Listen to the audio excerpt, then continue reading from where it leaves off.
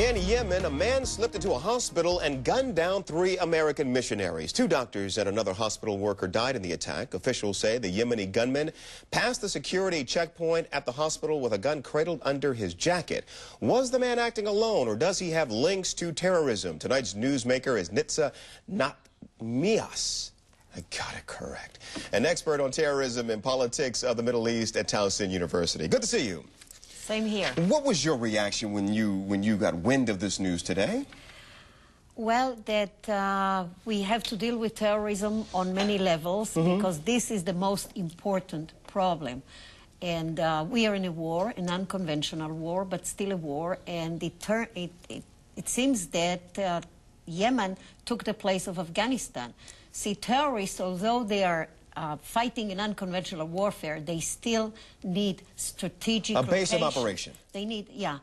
They lost Sudan, they lost Syria, they lost Lebanon, they lost Afghanistan. So what they are left with is Yemen, and Yemen is very good. It was the home of Osama bin Laden. Okay. Now it is extremely strategically located. Okay, let's take a look at this map. As you get into why it is strategically important, we've drawn up a map of Yemen in that region. Here's Yemen here. Yeah. You see Saudi Arabia and Africa's here.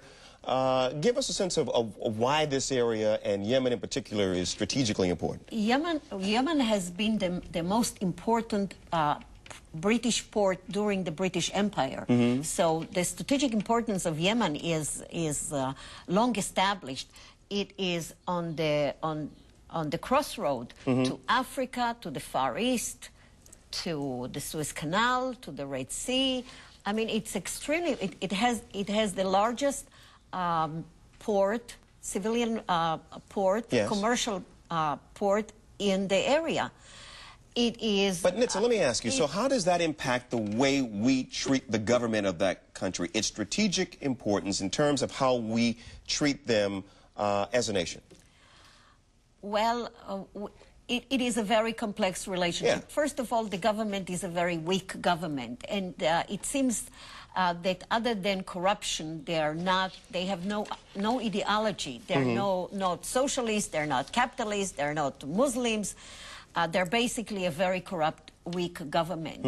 And Al-Qaeda and the terrorists in Yemen bother their own government as much or even more than they bother us.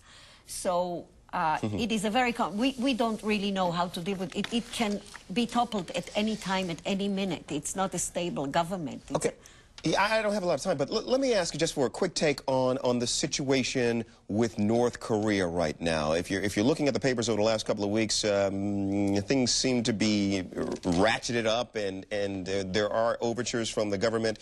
Colin Powell at least made some overtures that the government might be willing to talk to North Korea. What's your take? I don't think that we should be bothered by North Korea. What? Worried about North Why Korea not? For a second. Because with North Korea, we know who our enemy is. Yes. Unlike terrorism and unlike the people in Yemen, we know who the enemy is. We know his capabilities, we know his resources, and we hold all the cards. We have all the options. We can blow up their nuclear reactors like the Israelis did in 1981 with the Iraqi Osirik nuclear reactor.